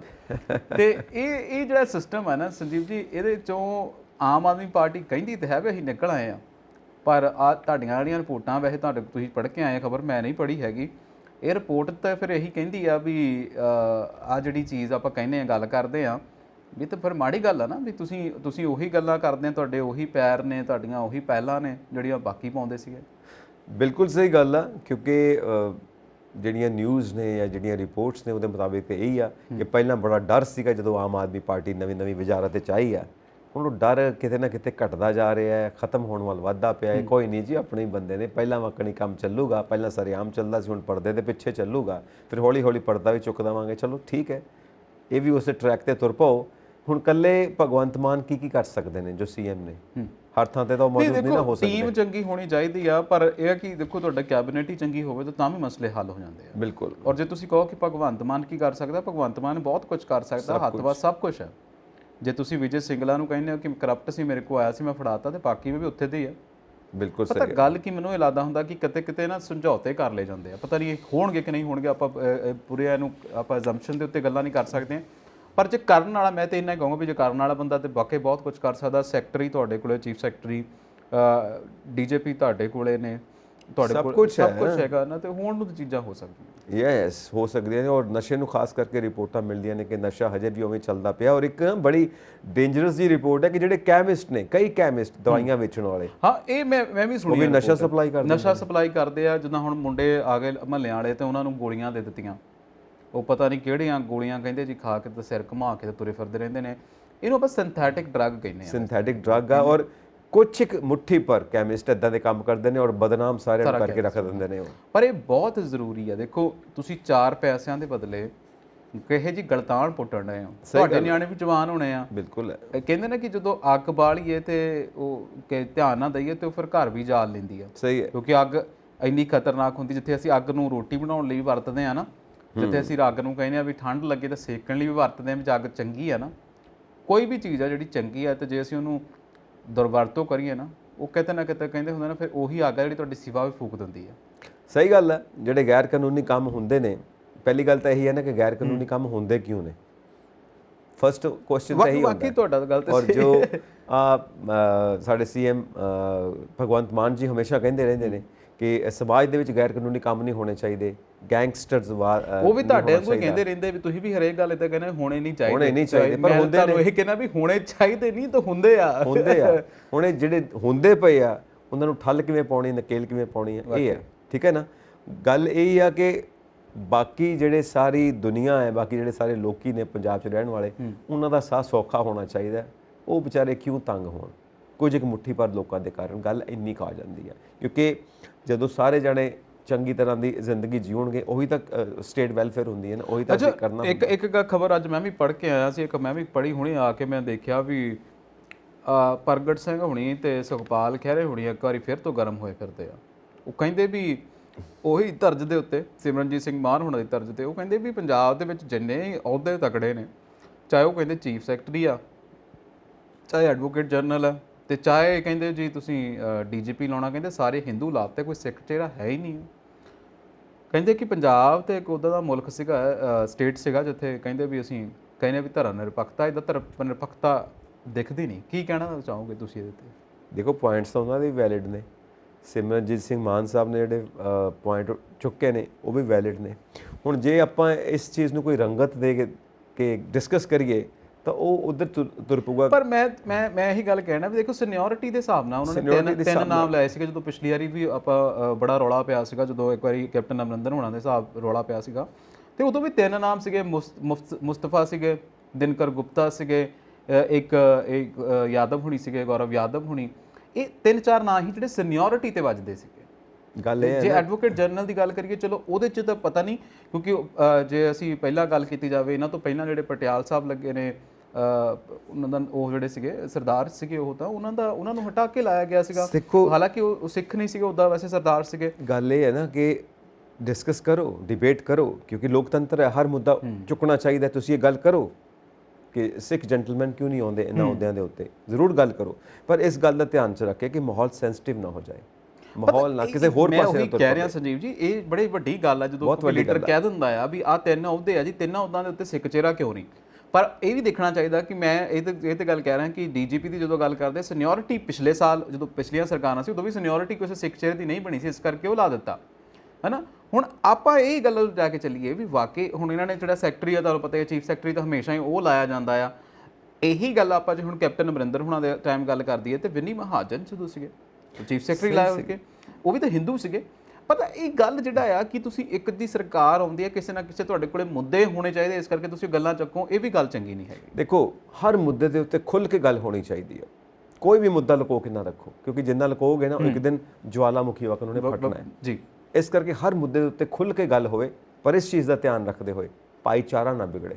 ਦੇਖੋ ਮੈਂ ਉਹੀ ਗੱਲ ਕਹਿ ਰਿਹਾ ਵੀ ਹੁਣ ਸੁਖਪਾਲ ਖਹਿਰਾ ਤੇ ਪ੍ਰਗਟ ਸਿੰਘ ਹੁਣੇ ਪਿਛਲੇ ਦਿਨਾਂ ਤੋਂ ਕੁਝ ਇਦਾਂ ਦਾ ਕਰੀ ਜਾਂਦੇ ਆ ਕਿ ਬਸ ਅਸੀਂ ਵਿਰੋਧ ਕਰਨਾ ਆ, ਜਿੱਦਾਂ ਮਰਜ਼ੀ ਕਰ ਦਈਏ, ਜੋ ਮਰਜ਼ੀ ਕਹਿ ਦਈਏ, ਪਰ ਤੁਹਾਡੀ ਸਟੇਟਮੈਂਟ ਨੂੰ ਤੁਸੀਂ ਫੈਕਚੁਅਲ ਬੇਸ ਦੇ ਉੱਤੇ ਵੀ ਦੱਸੋ ਕਿ ਇਹਨਾਂ ਨੇ ਵਾਕਈ ਨਹੀਂ ਲਿਆਂਦਾ ਕੋਈ, ਜਾਂ ਸੀਨੀਅਰਿਟੀ ਹੈਗੀ ਸੀ। ਜੇ ਇੱਥੇ ਤੁਸੀਂ ਡੀਜੀਪੀ ਦੀ ਗੱਲ ਕਰਦੇ ਆ, ਕਿਉਂਕਿ ਤੁਸੀਂ ਫੈਕਟ ਨਹੀਂ ਦੇ ਰਹੇ ਨਾਲ। ਕਿਉਂਕਿ ਦੇਖੋ ਸਰਕਾਰਾਂ ਦੇ ਕੋਲ ਇੰਨਾ ਟਾਈਮ ਨਹੀਂ ਹੈਗਾ। ਸੀਐਮ ਮਾਨ ਸਾਹਿਬ ਹੁਣ ਇਹ ਨਹੀਂ ਕਹਿਣਗੇ ਵੀ ਮੈਂ ਫਲਾਣੇ ਦੀ ਸਟੇਟਮੈਂਟ ਸੁਧਾਰ ਲਵਾਂ, ਉਹਨੇ ਆਹ ਕਿਹਾ ਐਂਟੀ ਪਾਰਟੀ ਡੈਮੇਜ ਨਾ ਹੁੰਦੀ ਹੋਵੇ, ਪੋਲੀਟੀਕਲ ਡੈਮੇਜ ਉਹ। ਪਰ ਇਹ ਕਹਿ ਸਕਦੇ ਆ ਕਿ ਇੱਦਾਂ ਦੀਆਂ ਛੋਟੀਆਂ ਜਿਹੜੀਆਂ ਆਪਾਂ ਕਹੀਏ ਕਿ ਜ਼ਿੰਮੇਵਾਰੀ ਦੇ ਨਾਲ ਨਾ ਸਟੇਟਮੈਂਟਾਂ ਦਿੱਤੀਆਂ, ਇੱਕ ਫਿਰਕੂ ਪ੍ਰਸਤੀ ਦਾ ਮਾਹੌਲ। ਬਿਲਕੁਲ ਸਹੀ ਕਹਿੰਦੇ ਹੋ। ਔਰ ਮਾਨ ਸਾਹਿਬ ਦਾ ਇਸ਼ਾਰਾ ਤਾਂ ਬਿਲਕੁਲ ਹੀ ਥੋੜਾ ਰਿਸਕੀ ਹੋ ਜਾਂਦਾ ਜਿੱਦਾਂ ਉਹ ਗੱਲ ਕਰਦੇ ਨੇ, ਕਿਉਂਕਿ ਉਹ ਜੋ ਉਹਨਾਂ ਦੀ ਸੋਚ ਹੈ ਜਦੋਂ ਸਾਹਮਣੇ ਆਉਂਦੀ ਹੈ ਬਿਲਕੁਲ ਰਿਸਕੀ ਹੋ ਜਾਂਦਾ। ਇਸ ਕਰਕੇ ਜਦੋਂ ਵੀ ਇਦਾਂ ਦੀ ਸਟੇਟਮੈਂਟ ਦਿਓ, ਵਾਕਈ ਖੁੱਲ੍ਹ ਕੇ ਗੱਲ ਕਰੋ, ਪਰ ਇਦਾਂ ਦੀਆਂ ਸਟੇਟਮੈਂਟਸ ਜਿਹੜੀਆਂ ਫਿਰਕਾ ਪ੍ਰਸਤੀ ਵੱਲ ਚਲੀਆਂ ਜਾਣ ਜਾਂ ਇਦਾਂ ਦਾ ਰੰਗਤ ਦੇਣ ਵਾਸਤੇ ਕਈ ਲੋਕ ਹੋਰ ਖੜੇ ਹੋ ਜਾਣ, ਉਹ ਚੀਜ਼ ਨਹੀਂ ਹੋਣੀ ਚਾਹੀਦੀ। ਬਾਕੀ ਗੱਲ ਕਰਨ ਦਾ ਤੇ ਕੋਈ ਹਰਜ਼ ਨਹੀਂ, ਹਰ ਗੱਲ ਤੇ ਓਪਨ ਡਿਬੇਟ ਹੋਣੀ ਚਾਹੀਦੀ ਹੈ। ਬਿਲਕੁਲ ਸਹੀ ਗੱਲ ਹੈ। ਸੋ ਆਪਾਂ ਅੱਗੇ ਵਧਦੇ ਹਾਂ। ਗੈਰ ਕਾਨੂੰਨੀ ਗੱਲਾਂ ਦੀ ਗੱਲ ਹੋ ਗਈ, ਜਿਹੜੇ ਉਹ ਆਮ ਆਦਮੀ ਪਾਰਟੀ ਦੇ ਉੱਤੇ ਹੁਣ ਇਦਾਂ ਦੀਆਂ ਗੱਲਾਂ, ਇਦਾਂ ਦੇ ਇਲਜ਼ਾਮ ਆਉਣੇ ਸ਼ੁਰੂ ਹੋ ਗਏ ਨੇ। ਦੇਖੋ ਹੁਣ ਇਹ ਕਿੱਦਾਂ ਪੱਲਾ ਝਾੜਦੇ ਨੇ ਜਾਂ ਫਿਰ ਕਲੈਰੀਫਿਕੇਸ਼ਨਸ ਦਿੰਦੇ ਨੇ ਕਿ ਨਹੀਂ ਇਦਾਂ ਦੀ ਕੋਈ ਗੱਲ ਨਹੀਂ ਹੈ, ਟਾਈਮ ਦੱਸੇਗਾ। ਸੋ ਅੱਗੇ ਚੱਲਦੇ ਆਪਾਂ ਮੂਸੇਵਾਲਾ ਕਤਲकांड। ਉਹਦੇ ਵਿੱਚ ਅੰਕਿਤ ਸਰੇਸਾ ਤੇ ਸਚਿਨ ਭਵਾਨੀ ਨੂੰ 14 ਦਿਨ ਦੀ ਨਿਆਇਕ ਹਿਰਾਸਤ ਫਿਰ ਤੋਂ ਭੇਜ ਦਿੱਤਾ ਗਿਆ ਤੇ ਲਾਰੈਂਸ ਬਿਸ਼ਨੋਈ ਦੀ ਵੀ 4 ਦਿਨਾਂ ਦਾ ਰਿਮਾਂਡ ਹੋਰ ਵਧਾ ਦਿੱਤਾ ਪੁਲਿਸ ਰਿਮਾਂਡ। ਦੇਖੋ ਮਾਮਲਾ ਨਾ ਉਲਝਦਾ ਹੀ ਜਾਂਦਾ ਆ ਬਹੁਤ ਜ਼ਿਆਦਾ। ਮਨਪ੍ਰੀਤ ਕੂਸਾ ਤੇ ਇੱਕ ਨਾਲ ਹੋਰ ਮੁੰਡਾ ਸੀਗਾ, ਉਸੇ ਦੇਖਿਆ ਕਿ ਉਹ ਦੋਹੇ ਉਹਨਾਂ ਦਾ ਉਹ ਐਨਕਾਊਂਟਰ ਹੋ ਗਿਆ। ਮਨਪ੍ਰੀਤ ਕੂਸਾ ਉਹ ਹੀ ਮੰਨੂ ਹੋਣਾ ਦਾ। ਇਹ ਕਿਤੇ ਨਾ ਕਿਤੇ ਆਪਣੇ ਆਪ ਦੇ ਵਿੱਚ ਨਾ ਬੜੀਆਂ ਵੱਡੀਆਂ ਗੱਲਾਂ ਨੇ। ਉਹਨਾਂ ਦੋਹਾਂ ਦਾ ਐਨਕਾਊਂਟਰ ਕਿਉਂ ਹੋਇਆ? ਇਹ ਜਿਹੜੇ ਤੁਰੇ ਫਿਰਦੇ ਆ ਇਹ ਹਲੇ ਜੀਂਦੇ ਹੀ ਆ। ਸਭ ਤੋਂ ਵੱਡਾ ਮਾਸਟਰਮਾਈਂਡ ਸਚਿਨ ਬਿਸ਼ਨੋਈ, ਉਹਦੇ ਤੇ ਕਾਰਵਾਈ ਕਿੱਥੇ ਤੱਕ ਪਹੁੰਚੀ, ਕੀ ਹੋਇਆ, ਕੀ ਦੱਸਣ ਕੀ ਡਿਆ, ਉਹ ਕਿੱਥੋਂ ਨਿਕਲ ਕੇ ਆਇਆ, ਉਹਦੇ ਤੇ ਕੋਈ ਦੋਸ਼ ਤੈਅ ਹੋਇਆ, ਉਹਨੂੰ ਮੈਜਿਸਟ੍ਰੇਟ ਦੇ ਸਾਹਮਣੇ ਪੇਸ਼ ਕੀਤਾ। ਗੱਲਾਂ ਬੜੀਆਂ ਨਿਕਲ ਕੇ ਆਉਂਦੀਆਂ। ਆਮ ਲੋਕਾਂ ਨੂੰ ਲੱਗਦਾ ਕਿ ਪਾਣੀ 'ਚ ਮਧਾਣੀ ਬਹਿ ਕੇ ਰਹਿ ਗਈ ਆ, ਤੇ ਸਾਡੇ ਕੋਲ ਇੱਕ ਕ੍ਰਿਸਟਲ ਕਲੀਅਰ ਇਮੇਜ ਜਾਂ ਵਰਡਿਕ ਨਹੀਂ ਆਉਂਦੇ। ਤੁਸੀਂ ਦੇਖੋ ਨਾ, ਇੱਕ ਹੋਰ ਨਵੀਂ ਹੁਣ ਨਾਲ ਤਫਤੀਸ਼ ਹੋਣ ਲੱਗ ਪਈ ਆ ਕਿ ਜੋ ਲਾਰੈਂਸ ਬਿਸ਼ਨੋਈ ਦੇ ਗਰੁੱਪ ਦਾ ਕੋਈ ਗੁਰਗਾ, ਉਹ ਜੋ ਮੋਹਾਲੀ ਦੇ ਇੰਟੈਲੀਜੈਂਸ ਆਫਿਸ ਦੇ ਉੱਤੇ ਹਮਲਾ ਹੋਇਆ ਸੀ, ਉਸ ਤੋਂ ਕੁਝ ਦਿਨ ਪਹਿਲਾਂ ਉੱਥੇ ਘੁੰਮਦਾ ਫਿਰਦਾ ਦੇਖਿਆ ਗਿਆ ਸੀਸੀਟੀਵੀ ਕੈਮਰੇ ਦੇ ਵਿੱਚ। ਹੁਣ ਹੋ ਸਕਦਾ ਹੈ ਲਾਰੈਂਸ ਬਿਸ਼ਨੋਈ ਦੇ ਗਰੁੱਪ ਦਾ ਹੀ ਕੋਈ ਬੰਦਾ ਹੋਵੇ ਜਿਹਨੇ ਮੋਹਾਲੀ ਦਾ ਜਿਹੜਾ ਇੰਟੈਲੀਜੈਂਸ ਆਫਿਸ ਹੈ ਉਹਦੇ ਉੱਤੇ ਹਮਲਾ ਕੀਤਾ। ਹੁਣ ਗੱਲ ਉਧਰ ਨੂੰ ਹੀ ਤੁਰ ਪਈ ਹੈ। ਉਧਰ ਵੀ ਲਾਰੈਂਸ ਬਿਸ਼ਨੋਈ ਪਰ ਦੇਖੋ ਉਹ ਇਹਨਾਂ ਨੂੰ ਚਾਹੀਦਾ ਸੀ ਕਿ ਸਿੱਧੂ ਮੂਸੇਵਾਲੇ ਦੇ ਕਤਲ ਤੋਂ ਪਹਿਲਾਂ ਉਹਦੀ ਵੀ ਇੱਕ ਤਫਤੀਸ਼ ਜਿਹੜੀ ਹੈ ਉਹ ਸਾਨੂੰ ਦਿਖਾ ਦਿੰਦੇ, ਕਿਉਂਕਿ ਆਮ ਲੋਕਾਂ ਦੇ ਵਿੱਚ ਜਦੋਂ ਤੁਸੀਂ ਹਾਈ ਪ੍ਰੋਫਾਈਲ ਕੇਸਿਸ ਕਹਿੰਦੇ ਨਾ, ਆਮ ਲੋਕਾਂ ਦੇ ਵਿੱਚ ਵਿਸ਼ਵਾਸ ਉਸੇ ਗੱਲੋਂ ਫੈਲਦਾ ਕਿ ਹਾਂ ਪੰਜਾਬ ਪੁਲਿਸ ਨੇ ਆ ਕੇਸ ਇੰਨੇ ਦਿਨਾਂ ਦੇ ਵਿੱਚ ਕਰ ਦਿੱਤਾ ਸੀ ਕੰਪਲੀਟ। ਪਠਾਨਕੋਟ ਹਮਲਾ ਹੁੰਦਾ ਆ, ਇੱਥੇ ਹੁੰਦਾ ਆ ਮੋਹਾਲੀ ਦੇ ਇੰਟੈਲੀਜੈਂਸ ਤੇ, ਸਿੱਧੂ ਮੂਸੇਵਾਲੇ ਦਾ ਕਤਲ ਹੁੰਦਾ ਆ, ਸੰਦੀਪ ਨੰਗਲ, ਅੰਬੀਆਂ, ਬਹੁਤ ਸਾਰੇ ਵਿੱਕੀ ਮਿੱਡੂ ਖੇੜਾ, ਮਤਲਬ ਇਹ ਸਾਰੇ ਕੇਸ ਆਪਣੇ ਆਪ ਦੇ ਵਿੱਚ ਗੁੰਝਲਦਾਰ ਬਣ ਗਏ ਨੇ। ਬਿਲਕੁਲ ਹੈਗੇ ਨੇ। ਜੇ ਅਸੀਂ ਕਹੀਏ ਕਿ ਕਹਾਣੀ ਹੈ, ਆਫਟਰ ਥੋਟ ਹੈ, ਇੱਕ ਸਟੋਰੀ ਬਣਾ ਕੇ ਸਾਨੂੰ ਪੇਸ਼ ਕੀਤੀ ਜਾ ਰਹੀ ਹੈ ਕਿ ਮਾਮਲਾ ਕਿਸੇ ਤਰ੍ਹਾਂ ਕਲੀਅਰ ਕਰੇ, ਕੁਝ ਵੀ ਹੋ ਅਸੀਂ ਉਧਰ ਵੀ ਗੱਲ ਇਹ ਕਰ ਸਕਦੇ ਹਾਂ, ਪਰ ਅਸੀਂ ਕਹਿੰਦੇ ਹਾਂ ਕਿ ਨਹੀਂ, ਇਹ ਡਿਵੈਲਪਮੈਂਟਸ ਨੇ, ਕਿਉਂਕਿ ਇਨਵੈਸਟੀਗੇਸ਼ਨ ਆ। ਅੱਜ ਇਹ ਗੱਲ ਮਿਲੀ, ਕੱਲ ਉਹ ਗੱਲ ਮਿਲੀ, ਕੋਈ ਹੋਰ ਸੁਰਾਗ ਨਿਕਲਿਆ, ਕੋਈ ਹੋਰ ਤੰਦ ਨਾਲ ਜੁੜ ਗਈ, ਕੋਈ ਹੋਰ ਡਾਟ ਨਾਲ ਮਿਲਾਉਣ ਦੀ ਕੋਸ਼ਿਸ਼ ਕੀਤੀ ਗਈ। ਅਸੀਂ ਉਸ ਗੱਲ ਤੇ ਵਿਸ਼ਵਾਸ ਕਰਕੇ ਤੁਰਦੇ ਹਾਂ ਕਿ ਜਿਹੜੀਆਂ ਸਾਡੀਆਂ ਏਜੰਸੀਜ਼ ਨੇ ਕੈਪੇਬਲ ਨੇ, ਜਿਹੜੀ ਸਾਨੂੰ ਤਫਤੀਸ਼ ਦੀ ਰਿਪੋਰਟ ਦੇ ਰਹੀਆਂ ਨੇ, ਬਿਲਕੁਲ ਸਹੀ ਦੇ ਰਹੀਆਂ ਨੇ। ਹੁਣ ਲਾਰੈਂਸ ਬਿਸ਼ਨੋਈ ਦਾ ਪਹਿਲਾਂ ਕਿਤੇ ਨਾਂ ਹੀ ਨਹੀਂ ਆਉਂਦਾ ਸੀਗਾ ਮੋਹਾਲੀ ਕੇਸ ਦੇ ਵਿੱਚ, ਹੁਣ ਉਧਰੋਂ ਵੀ ਲਾਰੈਂਸ ਬਿਸ਼ਨੋਈ ਉਹਨਾਂ ਦਾ ਬੰਦਾ। ਮਤਲਬ ਇਹ ਗੱਲ ਕਿੱਧਰ ਨੂੰ ਜਾ ਰਹੀ ਹੈ? ਹੁਣ ਇਹ ਲਾਰੈਂਸ ਬਿਸ਼ਨੋਈ ਦੇ ਨਾਲ ਹੀ ਸਾਰੇ ਮਾਮਲੇ ਤੁਸੀਂ ਜੋੜਦੇ ਹੋ। ਉਹੀ ਮਤਲਬ ਤੁਹਾਡਾ ਉਹ ਬੰਦਾ ਇੰਨਾ ਪਾਵਰਫੁਲ ਹੈ ਕਿ ਜੇਲ੍ਹ 'ਚ ਬਹਿ ਕੇ ਏਡੇ ਵੱਡੇ ਕੰਮ ਕਰਦਾ ਪਿਆ। ਉਹੀ ਗੱਲ ਨਾ ਵੀ ਹੁਣ ਕਹਿੰਦੇ ਨਾ ਵੀ ਕਿਸੇ ਤਰੀਕੇ ਹੁਣ ਅਸੀਂ ਪੋਚਾ ਫੇਰਨਾ, ਜੇ ਇੱਕ ਬੰਦਾ ਲੱਭ ਗਿਆ ਤੇ ਅਸੀਂ ਉਹਦੇ ਤੇ ਗੱਲਾਂ ਕਰੀ ਜਾਓ। ਪਰ ਚਲੋ ਐਨੀ ਹਾਊ ਫੈਕਟ ਤੇ ਫਿਗਰ ਹਮੇਸ਼ਾ ਜਾਲਦੇ ਬਿਲਕੁਲ ਹੋਣੀ ਚਾਹੀਦੀ ਹੈ। ਬਟ ਆਈ ਐਮ ਸਰਪ੍ਰਾਈਜ਼ਡ ਕਿ ਲਾਰੈਂਸ ਬਿਸ਼ਨੋਈ ਜੇਲ੍ਹ 'ਚ ਬਹਿ ਕੇ ਇੰਨਾ ਇੰਟੈਲੀਜੈਂਟ ਬੰਦਾ ਹੈ ਕਿ ਐਡਾ ਵੱਡਾ ਨੈਟਵਰਕ ਚਲਾਉਂਦਾ ਪਿਆ। ਫਿਰ ਮੈਂ ਉਹੀ ਕਹਿ ਰਿਹਾ ਵੀ ਇਹਨਾਂ ਤੋਂ ਚੰਗਾ ਤਾਂ ਅਸੀਂ ਗਵਰਨਮੈਂਟ ਹੀ ਲਾਰੈਂਸ ਬਿਸ਼ਨੋਈ ਦੀ ਚੁਣ ਲਈਏ। ਅਗਲਾ ਤੇ ਬੜਾ ਮੈਨੇਜ ਤਰੀਕੇ ਦੇ ਨਾਲ ਤੁਹਾਡੇ ਇੰਟੈਲੀਜੈਂਸ ਤੇ ਹਮਲਾ ਦਿਨ ਦਿਹਾੜੇ ਕਰਾ ਦਿੰਦਾ ਆ। ਉਹ ਬਾਕੀਆਂ ਦੇ ਕਤਲ ਵੀ ਵਿੱਚ ਜੇਲ੍ਹ ਦੇ ਬੈਠੇ ਕਰਾਈ ਜਾਂਦਾ, ਅਗਲਾ ਬਾਹਰ ਹੋਊਗਾ ਤਾਂ ਕੀ ਹੋ ਜਾਊਗਾ। ਬਿਲਕੁਲ ਸਹੀ ਗੱਲ ਹੈ। ਫਿਰ ਤੇ ਉਹ ਕੈਪੇਬਲ ਬੰਦਾ ਹੋਇਆ ਨਾ, ਉਹਨੂੰ ਕਿੱਥੇ ਗਲਤ ਰਸਤੇ ਤੇ ਪਾਤਾ, ਉਹਨੂੰ ਤੇ ਸਹੀ ਰਸਤੇ ਤੇ ਪਾ ਕੇ ਉਹਨੂੰ ਵੱਡੀ ਸਾਰੀ ਕੋਈ ਜ਼ਿੰਮੇਵਾਰੀ ਦੇਣੀ ਚਾਹੀਦੀ ਹੈ ਕਿ ਇੰਨਾ ਕਾਬਿਲ ਬੰਦਾ ਸਾਡੇ ਕੋਲ ਬੈਠਾ ਹੋਇਆ ਔਰ ਜੇਲ੍ਹ ਦੇ ਅੰਦਰ ਬਹਿ ਕੇ ਸਾਰਾ ਕੁਝ ਨੈਟਵਰਕ ਚਲਾਉਂਦਾ ਪਿਆ, ਇੱਕ ਪੈਰਲਲ ਗਵਰਨਮੈਂਟ ਚਲਾਉਂਦਾ ਪਿਆ। ਕਮਾਲ ਦੀ ਗੱਲ ਹੈ। ਸੋ ਅੱਗੇ ਵਧਦੇ ਹਾਂ ਜੀ।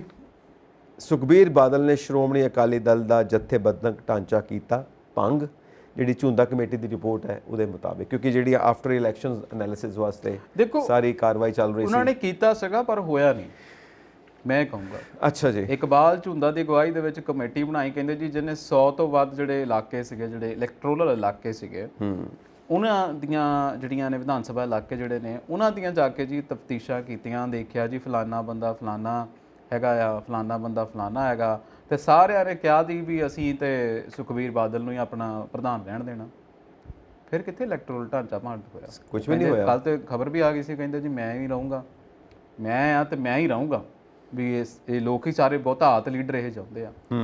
ਫਿਰ ਬਹੁਤਾਤ ਲੀਡਰ ਨੂੰ ਪੁੱਛਣਾ ਵੀ ਸੀਗਾ ਵੀ ਬਹੁਤਾਤ ਲੀਡਰ ਤਾਂ ਬੋਲਣ ਜੋਗੇ ਨਹੀਂ ਗਏ। ਆ ਵਿਚਾਰਾ ਮਨਪ੍ਰੀਤ ਆਲੀ ਜਿਹੜਾ ਆ ਉਹ ਹੁਣ ਝੰਡਾ ਚਬਰਦਾਰ ਬਣਿਆ ਹੋਇਆ ਵੀ ਮੈਂ ਕੁਝ ਕਰਨਾ ਆ, ਕਿਉਂਕਿ ਪੰਜਾਬ ਦੇ ਲੋਕਾਂ ਦੇ ਮਸਲੇ ਨਹੀਂ ਹੱਲ ਹੋਏ। ਉਹ ਕਹਿੰਦਾ ਵੀ ਜਿੱਦਾਂ ਮਰਜ਼ੀ ਸੁਖਬੀਰ ਬਾਦਲ ਹੁਣਾਂ ਨੇ ਸੁੱਖ ਵਿਲਾਸ ਬਣਾ ਲਏ, ਫਲਾਨਾ ਵਿਲਾਸ ਬਣਾ ਲਿਆ, ਪਰ ਪੰਜਾਬ ਦਾ ਮਸਲਾ ਨਹੀਂ ਹੱਲ ਹੋਇਆ, ਇਸ ਕਰਕੇ ਮੈਂ ਹੁਣ ਝੰਡਾ ਚੱਕਣਾ। ਇਸੇ ਗੱਲੋਂ ਬਾਈਕਾਟ ਹੋਇਆ। ਇਸੇ ਗੱਲੋਂ ਉਹਨਾਂ ਨੇ ਸੁਖਬੀਰ ਬਾਦਲ ਨੂੰ ਸਵਾਲ ਕੀਤਾ ਸੀ ਵੀ ਭਾਈ ਤੇਰਾ ਕੁਰਸੀ ਤੇ ਬਣੀ ਰਹਿਣ ਦਾ ਕੀ ਮਤਲਬ ਹੈ, ਜੇ ਤਾਂ ਇੰਨੀ ਬੁਰੀ ਹਾਰ ਦੀ ਤਰ੍ਹਾਂ ਸੰਗਰੂਰ ਤੋਂ ਹੀ ਹਾਰ ਗਏ ਅਸੀਂ ਚੌਥੇ ਨੰਬਰ ਤੋਂ, ਜਿਹੜਾ ਤੁਹਾਡਾ ਇਲਾਕਾ ਬਚਦਾ ਆ।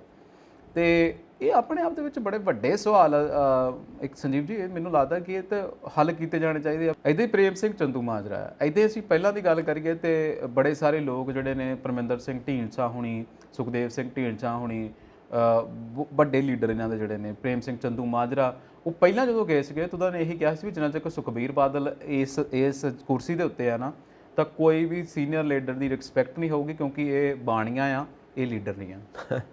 ਇਹ ਹਮੇਸ਼ਾ ਮੁਨਾਫਾ ਦੇਖਦੇ ਨੇ ਵਾਕਈ। ਸੋ ਠੀਕ ਆ, ਨਾਰਾਜ਼ਗੀਆਂ ਚੱਲਦੀਆਂ ਰਹਿੰਦੀਆਂ, ਰਾਜਨੀਤੀ ਆ, ਫਿਰ ਮਨਾ ਵੀ ਲਿੱਤਾ ਜਾਂਦਾ, ਕਿਉਂਕਿ ਨਾ ਨਾਰਾਜ਼ਗੀਆਂ ਪਰਮਾਨੈਂਟ ਨੇ, ਨਾ ਦੋਸਤੀਆਂ ਪਰਮਾਨੈਂਟ ਨੇ, ਫਾਇਦੇ ਪਰਮਾਨੈਂਟ ਨੇ। ਅੱਛਾ, ਮੈਨੂੰ ਲੱਗਦਾ ਰਾਜਨੀਤੀ ਦੇ ਵਿੱਚ ਤਾਂ ਵੈਸੇ ਕੁਝ ਵੀ ਪਰਮਾਨੈਂਟ ਨਹੀਂ ਹੈ, ਸਿਰਫ ਫਾਇਦਾ ਪਰਮਾਨੈਂਟ ਹੈ। ਫਾਇਦਾ ਕਿੱਥੋਂ ਮੈਨੂੰ ਫਾਇਦਾ ਮਿਲ ਸਕਦਾ? ਤੁਹਾਡੀ ਗੱਲ ਬਿਲਕੁਲ ਠੀਕ ਆ। ਜੇ ਹੁਣ ਸਿਰਮੌਰ ਰਹਿਣਾ ਹੈ ਸੁਖਬੀਰ ਬਾਦਲ ਨੇ, ਤਾਂ ਉਸ ਤੋਂ ਬਾਅਦ ਉਹ ਸੁਖਬੀਰ ਬਾਦਲ ਜੋ ਮਰਜ਼ੀ ਬਣਾਉਂਦੇ ਰਹਿਣ, ਜੋ ਉਹਨਾਂ ਨੂੰ ਸੂਟ ਕਰਦਾ, ਜਿਹਨੂੰ ਮਰਜ਼ੀ ਰੱਖ ਲੈਣ ਜੋ ਉਹਨਾਂ ਨੂੰ ਸੂਟ ਕਰਦਾ। ਸੋ ਐਨਾਲਿਸਿਸ ਤੋਂ ਬਾਅਦ ਝੁੰਦਾ ਕਮੇਟੀ ਦੀ ਰਿਪੋਰਟ ਲਾਗੂ ਕਰਨ ਤੋਂ ਬਾਅਦ ਵੀ ਕੀਤੀ ਤਾਂ ਤੁਸੀਂ ਆਪਣੀ, ਠੀਕ ਹੈ, ਪਰਦੇ ਦੇ ਪਿੱਛੇ ਤੇ ਉਹੀ ਗੇਮ ਚੱਲਦੀ ਪਈ ਹੈ ਕਿ ਕੀ ਚੀਜ਼ ਮੈਨੂੰ ਸੂਟ ਕਰੇਗੀ। ਔਰ ਤੁਸੀਂ ਅੱਗੇ ਗੱਲ ਕਰਦੇ ਪਏ ਹੋ ਪਰਦੇ ਦੇ ਸਾਹਮਣੇ ਆ ਕੇ ਕਿ ਅਸੀਂ ਜੋ ਸਾਡਾ ਪੁਰਾਣਾ ਪੰਥਕ ਢਾਂਚਾ ਹੈ ਉਹਨੂੰ ਵੀ ਧਿਆਨ 'ਚ ਰੱਖਾਂਗੇ, ਨੌਜਵਾਨਾਂ ਦੇ ਸੁਪਨਿਆਂ ਨੂੰ ਵੀ ਧਿਆਨ 'ਚ ਰੱਖਾਂਗੇ, ਅੱਜ ਕੱਲ੍ਹ ਦੇ ਸਮਾਜ ਦੀਆਂ ਜੋ ਲੋੜਾਂ ਨੇ ਉਹਨਾਂ ਨੂੰ ਵੀ ਧਿਆਨ 'ਚ ਰੱਖਾਂਗੇ, ਸਲਾਹਕਾਰਾਂ ਕੋਲੋਂ ਸਲਾਹ ਵੀ ਲਵਾਂਗੇ, ਤਾਂ ਜਾ ਕੇ ਅਸੀਂ ਸਾਰੀਆਂ ਕਮੇਟੀਆਂ ਬਣਾਵਾਂਗੇ, ਕੋਰ ਕਮੇਟੀ ਵੀ ਭੰਗ, ਸਾਰੀਆਂ ਛੋਟੀਆਂ ਮੋਟੀਆਂ ਕਮੇਟੀਆਂ ਵੀ। ਵਾਕਈ ਉਹ ਪਤਾ ਗੱਲ ਕੀ ਆ, ਪਿੱਛੇ ਹੁਣ ਜਦੋਂ ਇਲੈਕਸ਼ਨ ਹੋਈਆਂ ਸੀਗੀਆਂ ਆਪਣੀਆਂ ਵਿਧਾਨ ਸਭਾ ਇਲੈਕਸ਼ਨ, ਪਹਿਲਾਂ ਪਾਰਟੀ ਬੜੇ ਹਿਸਾਬ ਦੇ ਨਾਲ ਟਿਕਟਾਂ ਅਨਾਉਂਸ ਕਰਦੀ ਹੁੰਦੀ ਸੀਗੀ, ਪੂਰੀ ਪਾਰਟੀ ਦੀ ਕੋਰ ਕਮੇਟੀ ਬੈਠਦੀ ਸੀਗੀ, ਉਹਦੇ ਵਿੱਚ ਟਿਕਟਾਂ ਅਨਾਉਂਸ ਹੁੰਦੀਆਂ ਸੀ ਵੀ ਬਈ ਤੈਨੂੰ ਇੰਨੀਆਂ ਵੋਟਾਂ, ਤੂੰ ਲੱਗਦਾ ਜਿੱਤ ਸਕਦਾ, ਤੂੰ ਇਸ ਪਾਰਟੀ ਤੋਂ ਜਾ। ਇਸ ਵਾਰ ਸੁਖਬੀਰ ਬਾਦਲ ਹੁਣਾਂ ਨੇ ਕੀ ਕੀਤਾ? ਰੈਲੀ ਕੀਤੀ ਪੰਜਾਬ ਮੰਗਦਾ ਹੈ ਜਵਾਬ ਕਰਕੇ ਕੁਝ। ਬਿਲਕੁਲ ਜੀ, ਉਹ ਪੰਜਾਬ ਦਾ ਨਾਂ ਤੇ ਉੱਤੇ ਆਪਣਾ ਜਵਾਬ ਮੰਗ ਲਿਆ ਲੋਕਾਂ ਪੰਜਾਬ ਨੇ ਤਾਂ ਜਵਾਬ ਉੱਥੇ ਨਹੀਂ ਬਾਂਹ ਮੰਗਿਆ। ਖੜੀ ਕਰਕੇ ਨਾਲ ਹੀ ਕਹਿ ਦਿੰਦਾ ਸੀ ਜੀ ਆ ਇੱਥੋਂ ਲੀਡਰ ਹੋਊਗਾ। ਉਹ ਫਿਰ ਲੀਡਰ ਹੁਣ ਸਵਾਲ ਹੀ ਨਹੀਂ, ਜਦੋਂ ਤੁਸੀਂ ਸਟੇਜ ਤੇ ਖੜਾ ਕਰ ਦਿੱਤਾ। ਉਹਨੇ ਬੜੀਆਂ ਨਾਰਾਜ਼ਗੀਆਂ ਪੈਦਾ ਕਰਤੀਆਂ। ਪਹਿਲੀ ਗੱਲ ਤਾਂ ਪਾਰਟੀ ਨੂੰ ਡੈਮੇਜ ਵੀ ਉਹਨੇ ਕੀਤਾ। ਗੱਲ ਤਾਂ ਇਹ ਹੈ ਕਿ ਪੰਜਾਬ ਜਵਾਬ ਮੰਗਦਾ। ਇੱਕ ਬੜੀ ਅਜੀਬ ਜੀ ਗੱਲ ਕੀਤੀ ਜਾਂਦੀ ਹੈ, ਇੰਡੀਆ ਵਾਂਟਸ ਟੂ ਨੋ। ਕਿਹਨੂੰ ਪਤਾ ਹੈ ਤੁਹਾਡੇ ਆਪਣੇ ਮਸਲੇ, ਤੁਸੀਂ ਆਪਣਾ ਪ੍ਰੋਗਰਾਮ ਕਰਦੇ ਪਏ ਹੋ। ਇੰਡੀਆ ਤਾਂ ਕਿਸੇ ਚੀਜ਼ ਦਾ ਸਵਾਲ ਦਾ ਜਵਾਬ ਨਹੀਂ ਮੰਗਦਾ। ਉਹ ਤਾਂ ਬਈ ਦੇਖੋ ਸੰਜੀਵ ਜੀ, ਦੇਖੋ ਭੜ ਕੇ ਆਪਾਂ ਵੀ ਤਾਂ ਹੁਣ ਨਾਮ ਰੱਖਿਆ ਹੈ ਕਰੰਟ ਨਿਊਜ਼ ਐਂਡ ਵਿਊਜ਼। ਤੁਸੀਂ ਕਹੋਗੇ ਜੀ ਕਰੰਟ ਦੇ ਨਿਊਜ਼ ਤੇ ਵਿਊਜ਼ ਤੇ ਕੌਣ ਆ? ਇਹ ਤਾਂ ਨਾਮ ਹੈ, ਇਹਨੂੰ ਚੱਲਦੇ ਰਹਿਣ ਦਿਓ। ਲੇਕਿਨ ਉਹ ਮੈਂ ਉਸੇ ਤਰਸ ਤੇ ਕਹਿ ਰਿਹਾ ਨਾ, ਪੰਜਾਬ ਮੰਗਦਾ ਹੈ ਜਵਾਬ। ਪੰਜਾਬ ਨੇ ਜਵਾਬ ਕਦੋਂ ਮੰਗਿਆ? ਮੈਂ ਉਹੀ ਗੱਲ ਕਹਿ ਰਿਹਾ, ਪੰਜਾਬ ਦੇ ਦੇਖੋ ਪੰਜਾਬ ਤੇ ਜਵਾਬ ਮੰਗਦਾ ਸੀ ਵੀ ਤੁਸੀਂ ਕੀ ਕੀਤਾ 2015 ਚ? ਤੁਸੀਂ ਬੇਅਦਬੀ ਸੀਗਾ। ਜਵਾਬ ਤਾਂ ਆ ਹੈ। ਜਵਾਬ ਇਹ ਸੀਗਾ ਵੀ ਤੁਸੀਂ ਜਿਹੜਾ ਆਪਾਂ ਕਹਿੰਦੇ ਆ ਕਿ ਕੋਟਕਪੂਰਾ, ਬਹਿਬਲ ਕਲਾਂ, ਬੇਅਦਬੀ, ਫਿਰ ਤੁਹਾਡੇ ਤੋਂ ਪਹਿਲਾਂ ਆਪਾਂ ਉਹ ਕਹਿੰਦੇ ਹੁੰਦੇ ਵੀ ਜਿਹੜਾ ਕੁੱਕਰ ਬੰਬ ਵਾਲਾ ਕਾਂਡ ਆ, ਉਹ ਤੁਸੀਂ ਨਹੀਂ ਹੱਲ ਕੀਤੇ। ਮਸਲੇ ਤੁਹਾਡੇ ਕੋਲ ਤਾਂ ਇਹੀ ਪੁੱਛਣੇ ਸੀ, ਤਾਂ ਉਹ ਜਵਾਬ ਤੁਸੀਂ ਦਿੰਦੇ ਨਹੀਂ। ਤੁਸੀਂ ਆਪ ਦਾ ਜਵਾਬ ਦੇ ਦਿੰਦੇ ਸੀ, ਜਿੱਥੇ ਕੌਫੀਆਂ ਪੀ ਕੇ ਤੇ ਹੱਥ ਖੜਾ ਕਰਕੇ ਨਿਕਲ ਜਾਂਦੇ ਸੀ। ਗੱਲ ਇਹ ਹੈ ਕਿ ਗੱਲ ਇਹ ਕਹਿਣਾ ਕਿ ਲੋਕੀ ਜਵਾਬ ਮੰਗਦੇ ਨੇ, ਪਰ ਉਹਦੇ ਵਿੱਚ ਮਾਮਲਾ ਆਪਣਾ ਹੱਲ ਕਰਨਾ ਕਿ ਜਿਹਨੂੰ ਮੈਂ ਜਿੱਥੇ ਫਿੱਟ ਕਰਨਾ ਉਹਨੂੰ ਮੈਂ ਫਿੱਟ ਕਰਨਾ ਹੀ ਕਰਨਾ ਹੈ। ਠੀਕ ਹੈ, ਜਿਸ ਚੀਜ਼ ਦਾ ਜਵਾਬ ਪੰਜਾਬ ਮੰਗਦਾ ਉਹ ਜਵਾਬ ਅੱਜ ਤੱਕ ਨਾ ਮਿਲਿਆ। 75 ਸਾਲ ਹੋ ਗਏ ਆਜ਼ਾਦ ਹੋਇਆਂ ਨੂੰ। ਨਾ ਭਾਰਤ ਨੂੰ ਇੰਡੀਆ ਵਾਂਟਸ ਟੂ ਨੋ, ਨਾ ਇੰਡੀਆ ਨੂੰ ਜਵਾਬ ਮਿਲਿਆ, ਨਾ ਪੰਜਾਬ ਨੂੰ ਜਵਾਬ ਮਿਲਿਆ, ਬਲਕਿ ਕਿਸੇ ਵੀ ਸਟੇਟ ਦੇ ਲੋਕਾਂ ਨੂੰ ਕੋਈ ਨਹੀਂ ਜਵਾਬ ਮਿਲਿਆ। ਇਹ ਇਹਨਾਂ ਦੇ ਆਪਣੇ ਸਵਾਲ, ਆਪਣੇ ਜਵਾਬ। ਹੁਣ ਜੇ ਅਸੀਂ ਇਸ ਢਾਂਚੇ ਦੀ ਗੱਲ ਕਰੀਏ, ਸੈਲਫ ਐਨਾਲਿਸਿਸ, ਮੰਥਨ, ਆਤਮ ਮੰਥਨ, ਬੜੇ ਪਿਆਰੇ ਸ਼ਬਦ ਲੱਗਦੇ ਨੇ, ਪਤਾ ਨਹੀਂ ਕਿੱਥੋਂ ਡਿਕਸ਼ਨਰੀ ਚੋਂ ਲੱਭ ਕੇ ਲੈ ਕੇ ਆਉਂਦੇ ਨੇ। ਸੋ ਆਤਮ ਮੰਥਨ ਦੇ ਨਾਂ ਦੇ ਉੱਤੇ ਗੱਲ ਤਾਂ ਉਹੀ ਹੋਇਆ ਜੀ ਕਿ ਜੋ ਮੈਂ ਕਰਨਾ ਮੈਂ ਉਹੀਓ ਕਰਨਾ, ਮੈਂ ਨਾ ਮਾਨੂੰ। ਔਰ ਮੈਂ ਨਾ ਮਾਨੂੰ ਵਾਲਾ ਹਿਸਾਬ ਉਹੀ ਹੈ, ਉਹੀ ਸਟਰਕਚਰ ਬਣਨਾ ਜਿਹੜਾ ਉਹਨੂੰ ਸੂਟ ਕਰੇਗਾ ਉਹਨਾਂ ਦੀ ਪਾਲਿਸੀ ਨੂੰ, ਜਿਹੜਾ ਉਹਨੂੰ ਸੂਟ ਕਰੇਗਾ ਉਹਨਾਂ ਦੀ ਨੀਤੀ ਨੂੰ, ਹੈ ਨਾ, ਜਿਹੜਾ ਉਹਨਾਂ ਨੂੰ ਸੂਟ ਕਰੇਗਾ ਉਹਨਾਂ ਦੇ ਮਨਸੂਬਿਆਂ ਨੂੰ, ਉਹਨਾਂ ਦੇ ਸੁਪਨਿਆਂ ਨੂੰ। ਜਿਵੇਂ ਤੁਸੀਂ ਕਿਹਾ ਨਾ ਕਿ ਉਹ ਮੁਨਾਫਾਖੋਰੀ ਦੀ ਨੀਤੀ ਦੇ ਮੁਤਾਬਿਕ ਚੱਲਦੇ ਨੇ। ਇਲਜ਼ਾਮ ਉਹਨਾਂ ਦੀ ਆਪਣੀ ਪਾਰਟੀ ਮੈਂਬਰਸ ਨੇ ਲਗਾਏ ਉਹਨਾਂ ਦੇ ਉੱਤੇ। ਸੋ ਗੱਲ ਤਾਂ ਵਿਚਲੀ ਆ ਹੈ। ਬਾਕੀ ਦਿਖਾਵੇ ਵਾਸਤੇ ਜਿਹੜੀ ਮਰਜ਼ੀ ਕਮੇਟੀ ਦੀ ਰਿਪੋਰਟ ਜਿਵੇਂ ਮਰਜ਼ੀ ਲਾਗੂ ਕਰਦੇ ਰਹੋ।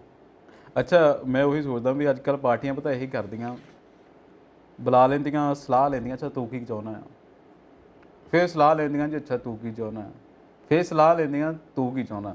ਅਖੀਰ ਤੇ ਕਮਰਾ ਬੰਦ ਕਰਕੇ ਪੁੱਛਦੀਆਂ ਆਪਣੇ ਆਪ ਨੂੰ ਮੈਂ ਕੀ ਚਾਹੁੰਦਾ ਆ। ਗੱਲ ਇਹ ਆ ਬਸ ਉਹ ਮੈਂ ਜੋ ਚਾਹੁੰਦਾ ਆ ਨਾ, ਤੇ ਉਹ ਤਾਂ ਹੋ ਜਾਣਾ ਚਾਹੀਦਾ ਯਾਰ। ਇਹ ਤਾਂ ਪਾਗਲ ਆ। ਇਹ ਸਿਸਟਮ ਆ, ਜੋ ਮਰਜ਼ੀ ਕਰੀ ਜਾਣ, ਜਿੱਥੇ ਮਰਜ਼ੀ ਰੋਈ ਜਾਣ। ਕੋਈ ਜਿਹਦੀ ਕੋਈ ਲੀਡਰਸ਼ਿਪ ਹੈਗੀ ਆ, ਉਹ ਆਪਣੀ ਗਵਾਉਣਾ ਹੀ ਨਹੀਂ ਚਾਹੁੰਦਾ ਦਰਅਸਲ। ਇਹ ਨਾ ਇੱਕ ਕਿਸੇ ਨੇ ਬੜੇ ਮਜ਼ਾਕ ਦੇ ਤਰੀਕੇ ਦੱਸਿਆ ਸੀ ਕਿ ਇੱਕ ਬਾਪੂ ਜੀ ਨੇ, ਉਹਨਾਂ ਦੇ 3 ਪੁੱਤਰ ਨੇ, ਤਿੰਨਾਂ ਨੂੰ ਬੁਲਾ ਲਿਆ ਵੀ ਰਿਸ਼ਤੇਦਾਰੀ 'ਚ ਵਿਆਹ ਹੈ, ਸਲਾਹ ਕਰ ਲਈਏ ਕੀ ਕੁਝ ਦੇਣਾ। ਬਾਪੂ ਜੀ ਕਹਿੰਦੇ ਵੀ ਮੈਂ ਸੋਚਿਆ ਇੰਨਾ ਸੋਨਾ ਦੇ ਦਈਏ, ਇੰਨਾ ਕੈਸ਼ ਦੇ ਦਈਏ, ਇੰਨਾ ਕੱਪੜੇ ਦੇ ਦਈਏ। ਵੱਡੇ ਪੁੱਤਰ ਨੂੰ ਕਹਿੰਦੇ ਤੂੰ ਦੱਸ। ਕਹਿੰਦਾ ਬਾਪੂ ਜੀ ਮੈਂ ਸੋਚਦਾ ਜੇ ਇਦਾਂ ਕਰੀਏ ਨਾ, ਤੂੰ ਜ਼ਿਆਦਾ ਸਿਆਣਾ ਕਿ ਮੈਂ ਜ਼ਿਆਦਾ ਸਿਆਣਾ? ਪਿਓ ਤੂੰ ਹੈ ਕਿ ਪਿਓ ਮੈਂ ਆ? ਚੁੱਪ ਕਰ ਗਿਆ। ਦੂਜੇ ਨੂੰ ਪੁੱਛਦਾ ਤੂੰ ਦੱਸ। ਕਹਿੰਦਾ ਬਾਪੂ ਜੀ ਮੈਂ ਸੋਚਦਾ ਇਦਾਂ, ਜੇ ਕਰ ਲਈਏ ਤੇ ਇਦਾਂ ਕਰ ਲਈਏ ਨਾ। ਤੂੰ ਜੰਮਿਆ ਮੈਨੂੰ ਕਿ ਮੈਂ ਤੈਨੂੰ ਜੰਮਿਆ? ਆ ਮੈਂ ਵਾਲ ਧੁੱਪੇ ਚਿੱਟੇ ਕੀਤੇ ਨੇ, ਮੈਨੂੰ ਮੈਂ ਸਿਆਣਾ ਨਹੀਂ ਹੈਗਾ, ਚੁੱਪ ਕਰ। ਤੀਜੇ ਨੂੰ ਪੁੱਛਿਆ ਛੋਟੇ ਨੂੰ ਤੂੰ ਕੀ ਕਹਿੰਦਾ? ਕਹਿੰਦਾ ਬਾਪੂ ਜੀ ਮੈਂ ਕਹਿੰਦਾ ਜਿਵੇਂ ਤੁਸੀਂ ਕਹਿੰਦੇ ਉਵੇਂ ਕਰ ਲੈਂਦੇ। ਕਹਿੰਦੇ ਦੇਖਿਆ ਨਾ, ਮਤਲਬ ਮੈਂ ਤਾਂ ਹੀ ਕਹਿੰਦਾ ਸਾਰੇ ਬਹਿ ਕੇ ਸਲਾਹ ਕਰ ਲਈਏ, ਫਿਰ ਇੱਕੋ ਸਲਾਹ ਹੋ ਜਾਏ। ਉਹਨੇ ਸਲਾਹ ਹੋਈ। ਇਦਾਂ ਦੀਆਂ ਸਲਾਹਾਂ ਹੀ ਹੁੰਦੀਆਂ ਇਹ ਸਲਾਹਾਂ ਨੇ।